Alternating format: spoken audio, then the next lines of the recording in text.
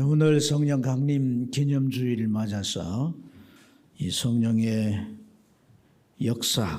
성령의 역사에 대한 말씀을 나누고자 하는데, 오늘 우리가 읽은 이 본문은 하나님께서 자기 백성 이스라엘을 회복해 하시겠다는 하나님의 약속입니다. 바벨론의 포로 중에 아직 있습니다. 그러나 에스겔 선지자를 통해서 하나님은 이들의 회복을 약속하시고 또 그 약속을 이룰 성령을 보내셔서 회복하는 일을 또한 행하겠다고 그렇게 이제 말씀하셨어요. 그래서 오늘 이 말씀은 당시 이스라엘 백성들의 문제와 또 이들의 회복을 위해 왜 성령이 오셔야 하고 또 그들은 왜 성령을 받아야지만이 진정한 회복이 이루어지는가 하는 그 당위성에 대해서 우리에게 교훈해 주고 있습니다. 우리는 지금 말세 시대에 살고 있습니다. 세상은 그 끝을 향하여 가고 있어요.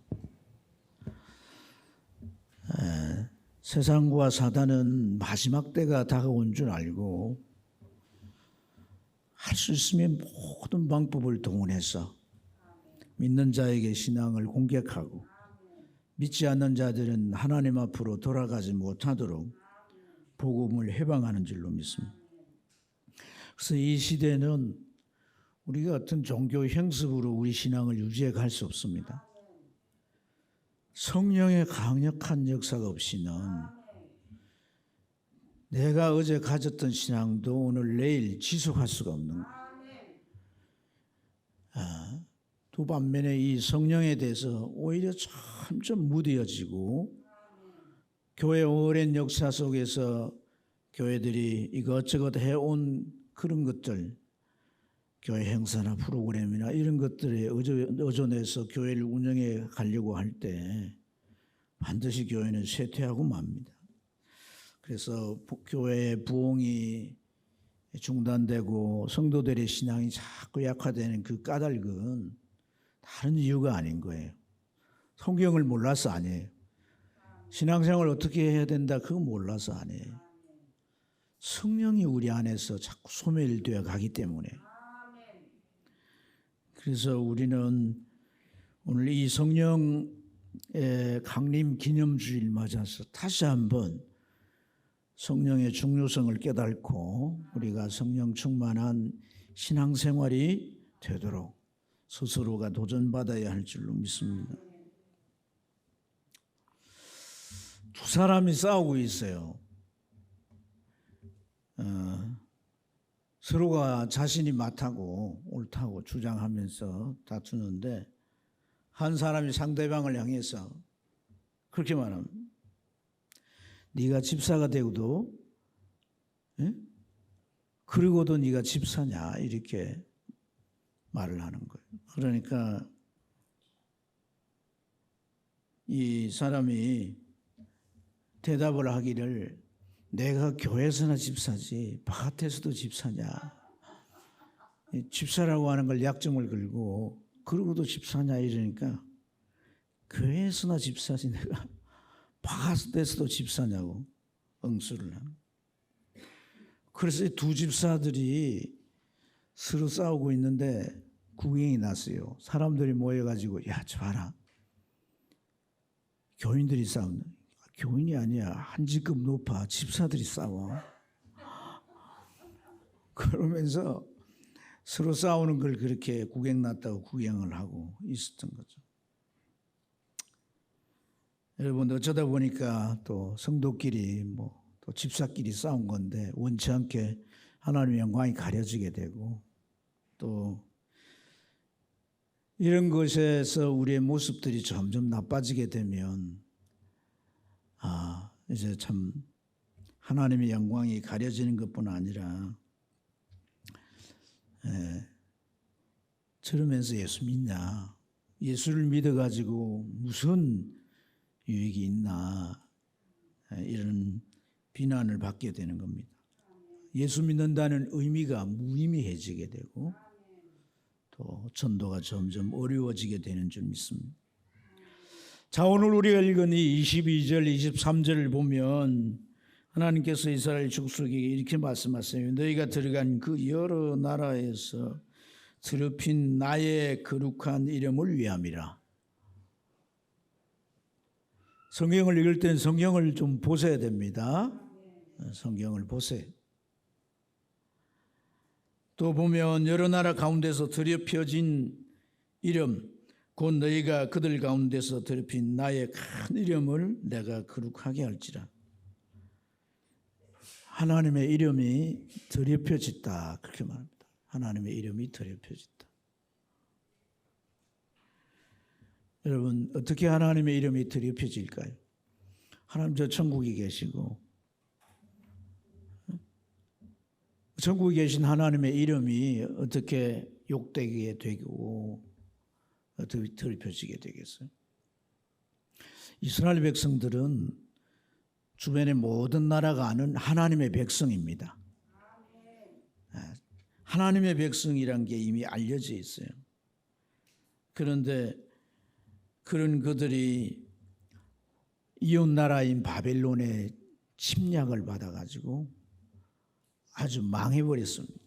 살아남은 자들이 그 나라에 포로로 끌려가서 종살이를 합니다. 이것 자체가 하나님의 이름을 더럽히는 것이다. 그래서 우리가 읽은 말씀 가운데 너희가 그들 가운데 더럽힌 나의 큰 이름이라 그래서 큰 이름. 여러분, 전쟁은, 고대 전쟁은 그 나라의 장군들이나 군사들만 하는 게 아니에요. 그 나라의 신이 하는 거예요. 그래서 그 나라에서 전쟁을 했는데 만약에 전쟁이 지게 된다, 큰 참패를 당했다, 그 신도 참패를 당한 거예요. 그 신이 무능한 것이고 또한 그 백성들이 전쟁에 끌려갔다라고 한다면 그 신이 보잘것없는 신이에요. 그게 다 인식이 되는 거예요. 그렇게. 그렇기 때문에 하나님의 이름이 더럽혀졌다는 거예요.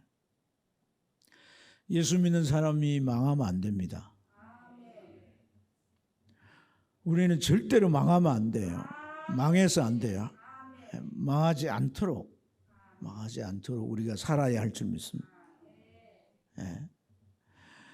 우리가 하나님 앞에서 복을 받도록 내 믿음을 참 새롭게 하고 또 하나님 보시기에 합당한 모습이 뭔가를 찾아서 내가 이제 그렇게 살아가려고 이 우리의 신앙생활을 좀 더 진보적인 마음가짐과 태도를 가지고 나가면 절대 하나님은 우리를 그냥 보시지 않아요. 우리의 중심을 보시는 거죠. 그래서 믿어보려고 애쓰고 신앙생활 제대로 하려고 애쓰는 그 사람의 모습을 절대로 하나님은 놓치지 않습니다. 그래서 망하게 하지 않아요. 망하게 하지. 천지분간을 못하고 마음에서는 하나님이 사라져버리고 뭔가 자기 기준에 세상의 방법에 잘 될 것이라고 생각하는 그 착각에 매여서 가게 되면 하나님은 때로는 우리에게 망하는 징계를 주서라도 그 영혼을 바로 세우려고 하는 거예요. 그래서 그 영혼이 지옥 가지 않도록 구원하시려고 하는 하나님의 섭리가 있음을 깨달아야 돼요. 이 백성들이 다른 나라에 잡혀가서 살면서도 그 삶 속에 하나님의 백성된 구별이 없는 거예요.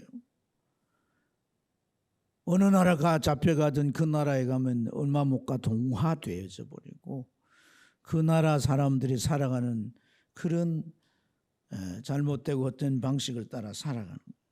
그래서 그럼에도 불구하고 안식일 되면 하나님 찾는 거예요. 그러니까 그런 삶의 모습이 또한 하나님의 이름을 더럽히게 되는 것이다. 구약에 있어서 이름은 전인격입니다. 전인격. 하나님의 이름을 더럽혔다 이렇게 하면 그것은 하나님의 백성들이 백성답게 살지 못하기 때문에 하나님께로 돌아가는 그런 이제 욕됨이란 것을 우리가 깨달아야 할 줄 믿습니다. 그래서 하나님께서는 이러한 이제 상태에 있는 자기 백성들을 향해서 자신의 이름이 더럽혀졌지만 그 이름이 그 더럽혀진 이름으로 어떻게 회복을 하시려 하시느냐. 그것은 이스라엘 백성이 바벨론에서 돌아오게 하심으로 하나님께서 전능한 능력을 통하여서 그들 힘이 아닌 그들의 방법이 아닌 하나님의 방법으로 그들로 하여금 그 바벨론에서 자기들의 고국에 되돌아가게 하심으로 하나님께서 자기의 명예에 실추된 명예를 다시 회복시키시고 더럽혀진 이름을 다시 거룩하게 하는 줄로 믿습니다. 오늘 그것을 이 말씀에서 선언하고 있는 거예요. 이스라엘 족속아, 내가 이렇게 행함은 너희를 위함이 아니에요. 너희가 들어간 그 여러 나라에서 더럽힌 나의 거룩한 이름을 위함이라. 하나님 이름 때문에 이스라엘 백성들을 70년 동안 바벨론에서 노예가 되고 바벨론화되고 참으로 이제 아무것도 없을 그들을 하나님이 돌아오게 하신, 하나님의 이름을 위해서, 더럽혀진 그 이름을 회복하기 위해서 그렇게 하신다는 거죠. 그래서 여러분, 이 의미가 뭐겠어요? 하나님의 공의는 자신의 백성이라 할지라도 그 죄를 묵과하지 않습니다. 반드시 그 공의는, 하나님의 공의는 이행됩니다. 그러나 하나님은 공의를 이행하시고 끝나는 게 아니에요. 그 사랑으로 전능한 능력을 발휘해서 되돌아오게 하시고 자기 백성의 자리에 그들로 하여금 세워놓게 하시는 것이 하나님의 회복인 줄로 믿습니다.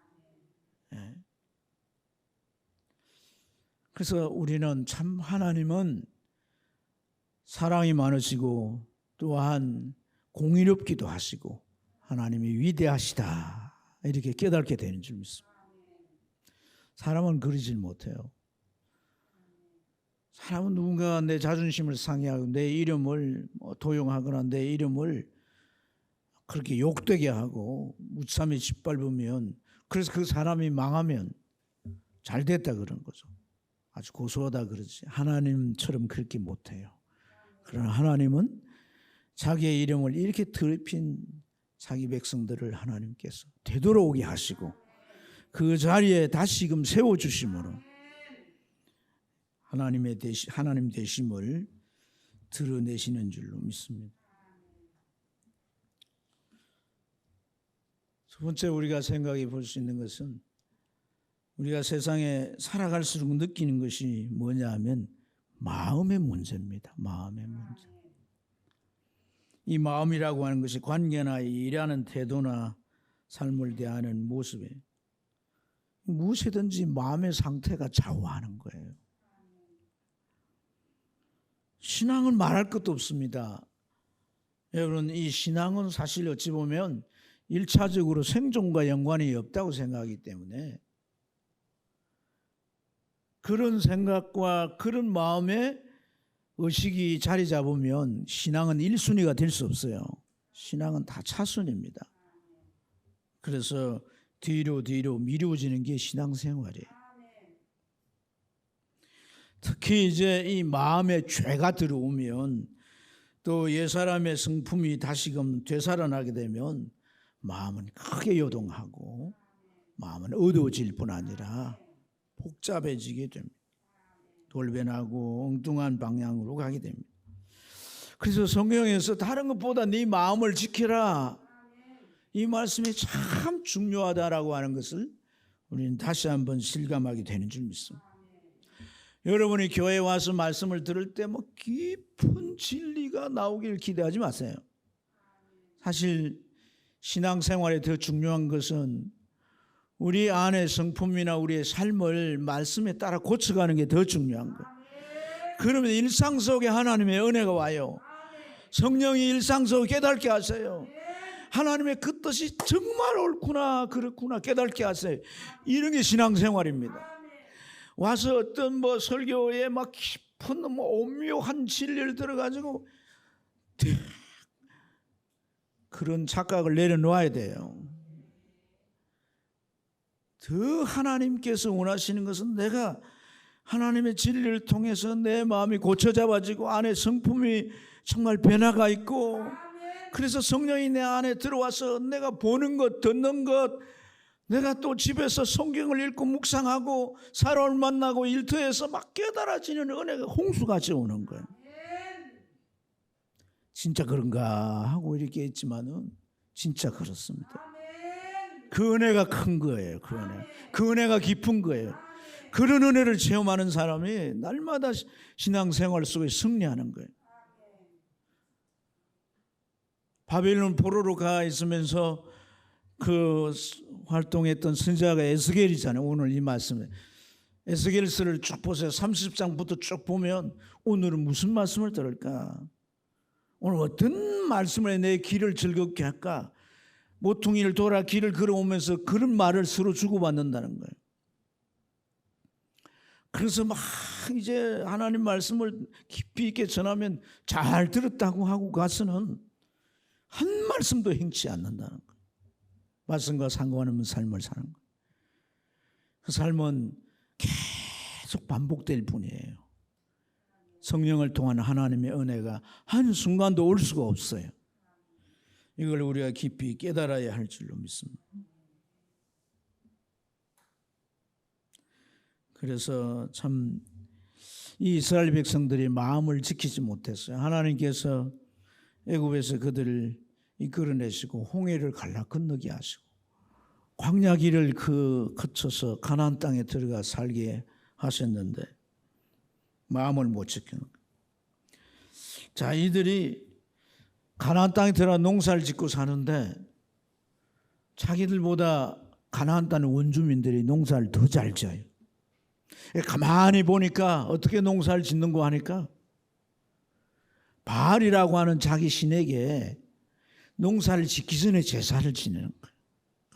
정성을 다해서 제사를 지내고 그리고 모내기도 하고 뭐 보리도 심고 뭐 이렇게 농사를 짓는. 그리고 거둘 때도 그 신에게 제사를 극진하게 드리고 거두는데 농사가 잘 되는 거예요. 농사. 전쟁이 일어나요. 전쟁이 일어나면 전쟁이 일어나는 그 나라에 군사가 더 많은 것 같고 더 용맹한 것 같고 더 좋은 무기가 있는 것 같아요. 보면 전쟁 날 때 그 큰 군사 더 많은 군대를 보면서 그 신도 더 큰 신으로 보여지는 거예요. 근데 이스라엘 백성들은 하나님에 대한 신상을 만들 수 있어요, 없어요? 있어요, 없어요? 만들 수 없는 거죠. 나를 위하여 어떤 우상을 만들지 말라 그랬잖아요. 하나님의 형상을 만들 수 없습니다. 그런데 그 이방인들은 다 형상이 있어요. 크게 만들어 놨어요. 요즘 보면 우리나라도 전에와 달리 부처상을 얼마나 크게 만들어 놨는지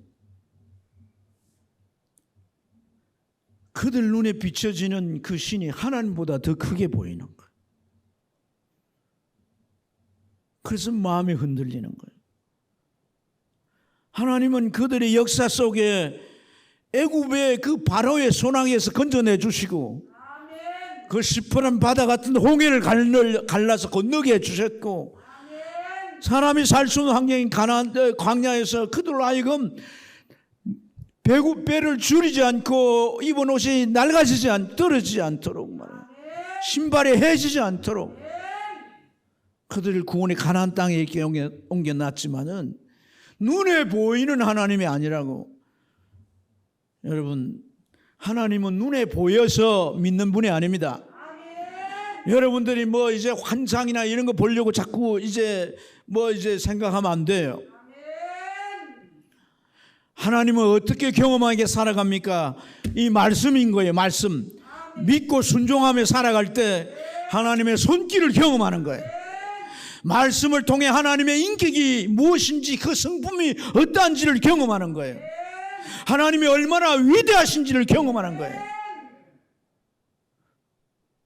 그게 정상적인 신앙생활입니다.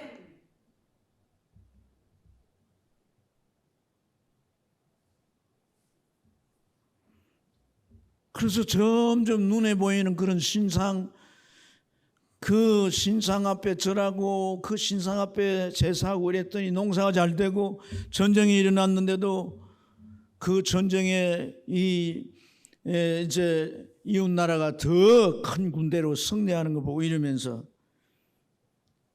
그들은 자꾸 우상에게로 돌아가는 거예요. 그래서 하나님을 신앙 섬기는 성전 안에도 그런 우상들을 하나하나 들여놓으면서 이들이 우상에 빠져버리고 마는 것을 볼 수 있습니다. 이러한 이들의 모습, 하나님에 대하여도 마음이 굳어질 뿐 아니라 하나님의 말씀과 떠나니까 그들이 가나안 땅의 방식을 쫓아 사니까 죄가 그 마음 안에 들어와서 그들의 마음도 굳어지게 되는 거다. 눈에 보이는 것에 마음을 지키지 못하면 안 되는 거예요. 그래서 시간이 가니까 마음이 굳어졌는데 뭐 이래도 되고 이런들 어쩔 수 없다, 그런 마음으로 굳어지는 거죠. 자, 우리 26절을 한번 읽어보도록 하겠습니다. 26절 읽습니다.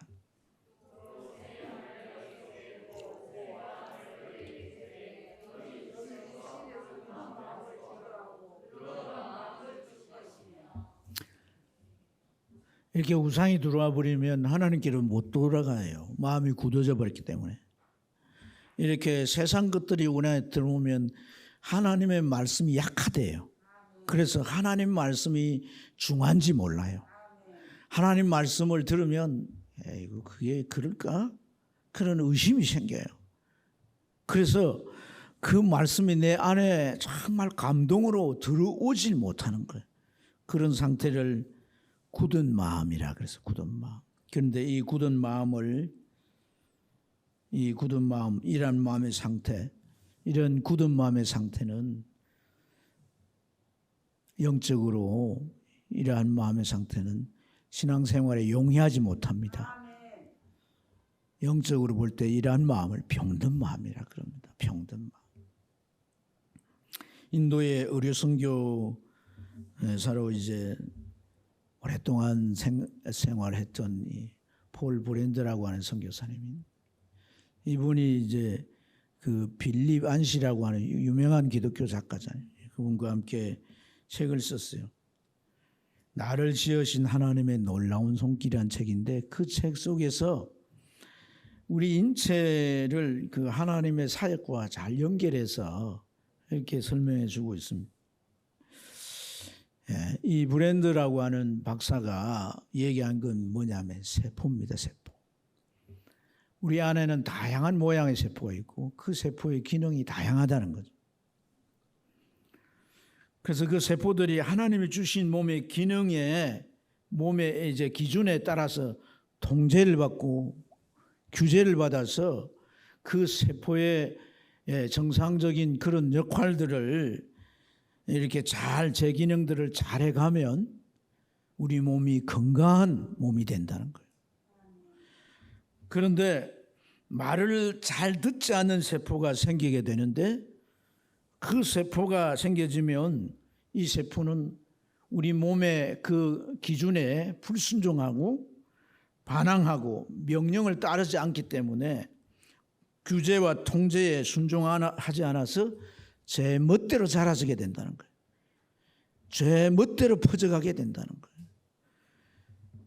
그래서 정상적인 다른 세포를 억압하고 또 이제 아주 이제 질식시키는 일을 하는데 바로 이 세포가 암세포라는 거예요. 암세포. 그래서 이 암세포는 몸에 주어진 기본적인 명령을 따라가지 않고 제 멋대로 자라고 제 멋대로 퍼져가기 때문에 결국 그 사람은 건강을 잃게 되고 때로는 죽게 되는 거예요. 어떻게 해야 되는 거예요? 도려내야 되는 거예요. 암세포를 제거해야 되는 거예요. 오늘 굳은 마음이라고 했어요. 굳은 마음을 어떻게 한다 그랬어요? 제거한다. 수술하는 거와 똑같은 말이에요. 굳은 마음을 제거해야 되는 거예요. 굳은 마음을 내가 결심을 하고 반성문 쓰고 그렇게 제거되는 게 아닙니다. 무슨 심리학자의 상담을 받아 제거되는 것도 아니에요. 오늘 성경에서 우리에게 가르치는 굳은 마음이 제거되는 건 뭐냐? 나의 영이라 그랬어요. 하나님의 성령이라 그랬어요. 성령이 우리 안에 들어올 때 그 굳은 마음을 불태워버리는 거예요. 도려내버리는 거예요. 제거해버리는 거예요. 할렐루야. 그래서 26절 말씀에 새 영을 너희 속에 두고 새 마음을 너희에게 주되. 할렐루야. 그 안에 굳은 마음을 성령께서 녹여버리고 성령에 제거해버리고. 수술하는 데는 암 수술하는 데는 칼로 가지고 뭐 의사가 이렇게 제거하는 것만 하지 않잖아요. 그죠? 레이저 광선을 쏘아가지고 녹이잖아요. 그래서 너희 육신 안에 굳은 마음을 제거하고 부드러운 마음을 줄 것이라 그랬어요. 마음이 새롭게 된다는 거죠. 할렐루야. 여러분 참 놀라운 것은요, 성령을 통해서 이렇게 굳은 마음이 수술되고 부드러운 마음, 새 마음이 우리 안에 들어오면 어떤 현상이 일어나느냐? 어떤 현상이 일어나느냐? 31절, 32절 다 같이 읽어보겠습니다. 읽겠습니다.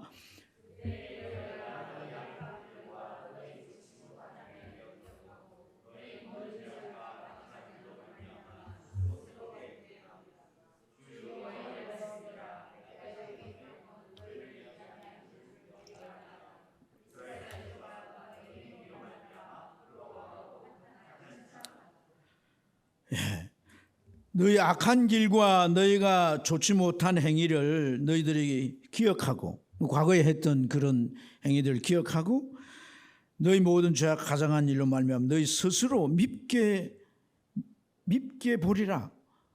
그러니까 스스로 밉게 본다는 말이 무슨 말이겠습니까? 자신이 과거에 했던 이러한 이 좋지 못한 행동과 악한 길을 스스로가 이게 잘못된 길이었구나. 정말 과거에 그렇게 했던 거에 대해서 자신이 내가 왜 그랬던가, 왜 이런 추하고 못된 그러한 일들을, 그러한 짓을 내가 행했던가, 그렇게 스스로 깨달아진다는 거예요. 그리고 그것에 대해서 아주 싫어하고 그런 것을 밉게 여기고 그런 것을 가까이 하지 않는 이런 변화의 현상이 우리 안에 온다는 거예요. 여러분 이거 정말 동의하고 아멘하는 분들은 경험했다는 얘기예요. 경험했다는. 성령이 우리 안에 들어오기 전까지는 그거 좋아서 했어요.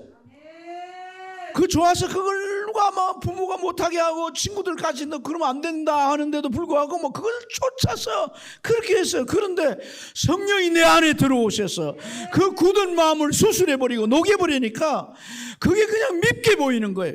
그 싫어 버린 바 되는 거죠. 가까이 하지 않게 되는 거예요. 오히려 그것을 부끄러워하고 한탄하게 되는 거예요. 그래서 어떻게 합니까? 하나님의 율례, 그 말씀을 더 가까이 하는 거예요. 그 말씀을 따라 살려고 하는 거예요.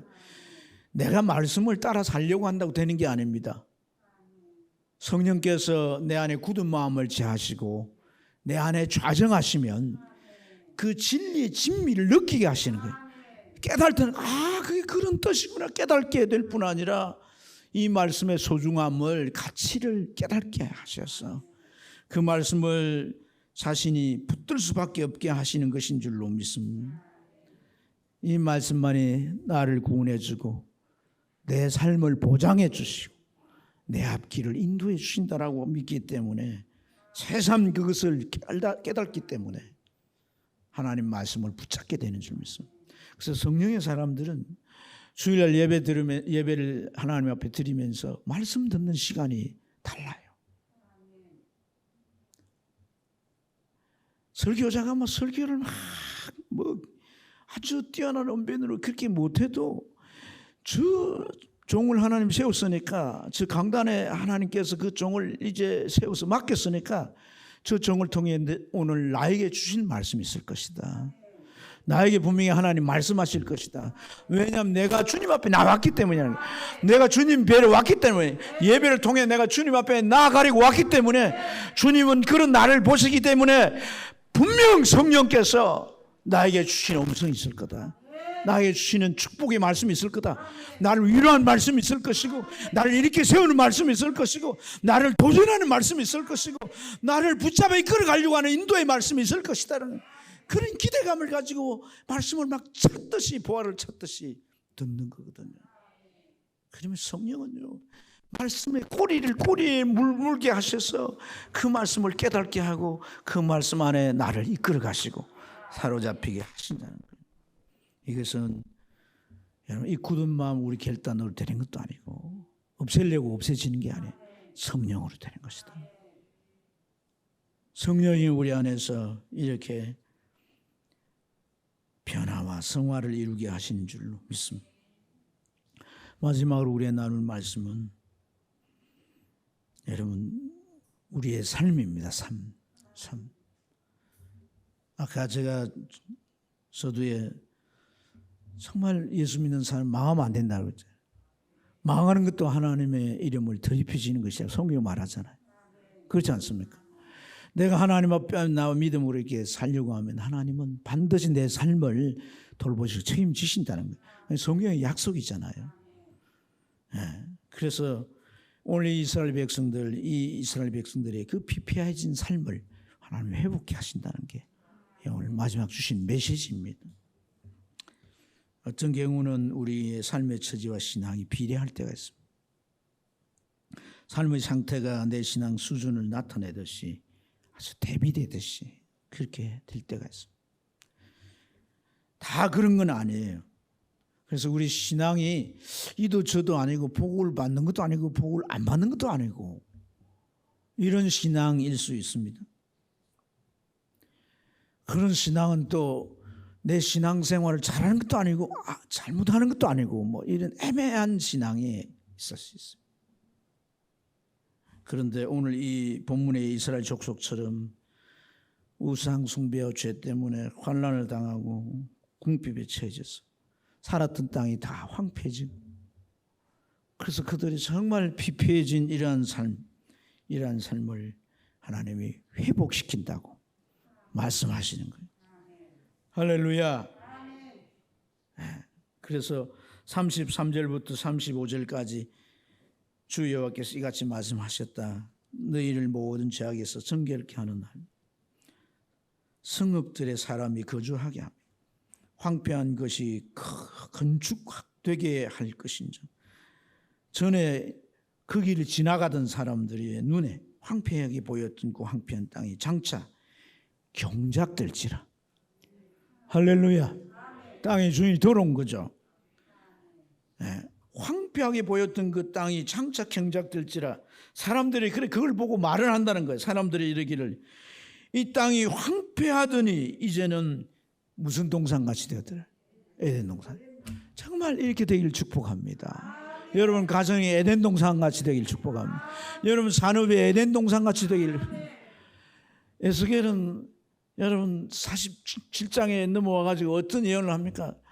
죽은 사해바다가 하나님의 생명수 강물이 들어가니까 거기 죽었던 고기 생물체들이 다 살아나게 되고, 그 땅 주변, 그 바다 주변은 전부 이 과일 나무들이 돋아나는데 12계절의 과일을 맺으며 12달마다 그 과일을 맺으며 그 잎사귀는 사람을 치료하는 치료제로 쓰인다고 하지 않습니까?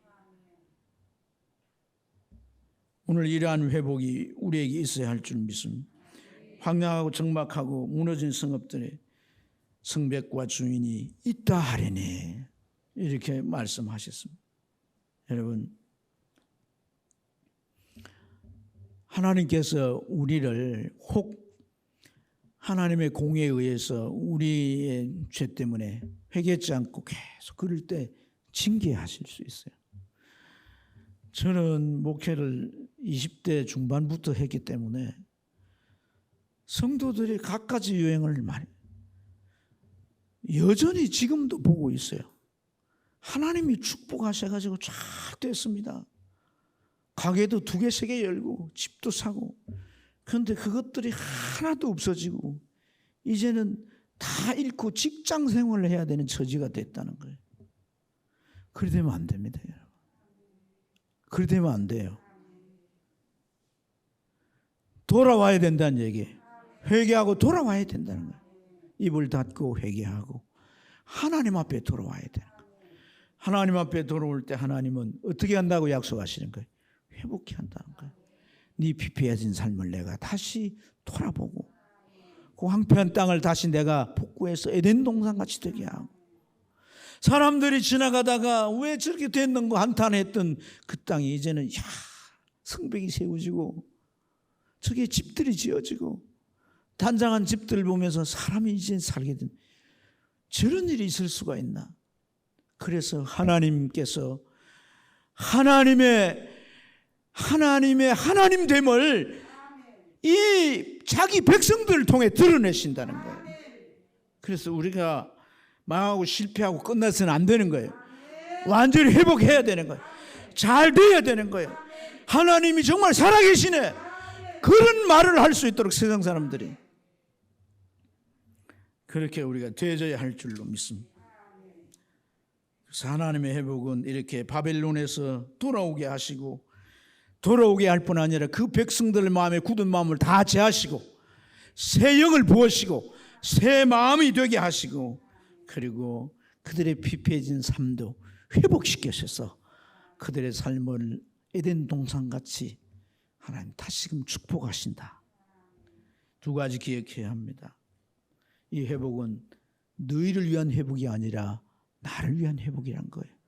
나의 이름을 위한, 더럽혀진 이름, 실추된 명을 회복하기 위해서 내가 너희를 회복한다는 거예요.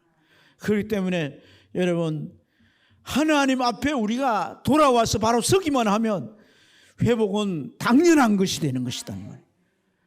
아멘.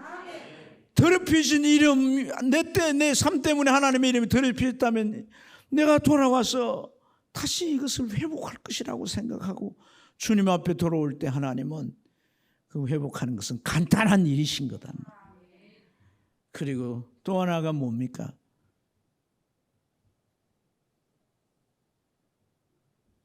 너희들은 나의 백성이 되고 나는 너희의 하나님이 되리라. 오늘 이 2가지는 서로 연관된 말씀인 줄로 믿습니다. 이러한 일은 오직 성령을 통해서만이 가능한 것이다. 여러분, 내가 할 수 있는 것이 아닙니다. 성령으로만 가능합니다. 그래서 우리는 오늘 이 말씀을 통해서 정말 성령의 충만함을 받기 위해서 우리가 할 수 있는 것이 무엇이겠습니까? 회개인 것입니다. 하나님 앞에 돌아와서 철저하게 회개하고, 회개라고 하는 것은 하나님 내가 무슨 죄 지었으면 용서해 주세요, 그게 회개 아닙니다. 회개라고 하는 것은 자기 무능을, 자기가 신앙으로 알지만 그대로 살지 못하는 이 자기의 연약함과 그 무능을 인정하는 겁니다. 나에게는 성령이 필요합니다.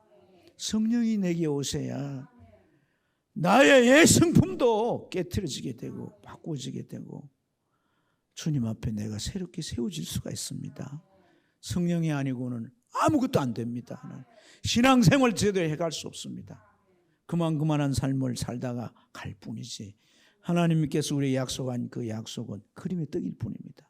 하나님, 내가 회개하게 하시고 내게 성령 충만함을 부어주시옵소서. 오늘 우리가 성령 강림 기념주의를 통해서 오늘 우리가 정리해야 할 말씀 바로 이러한 의미인 줄로 믿습니다.